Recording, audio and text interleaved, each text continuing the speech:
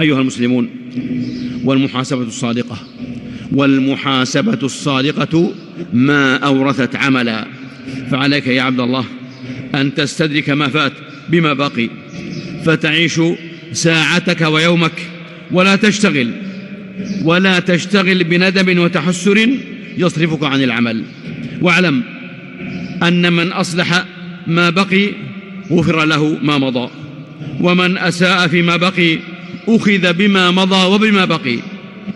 والموت يأتي بغتة، فأعط كل لحظة حقها وكل نفس قيمته، فالأيام مطايا والأنفاس خطوات، والصالحات هي رؤوس الأموال، والربح جنات عدن، والخسارة نار تلظى لا يصلاها إلا الأشقى.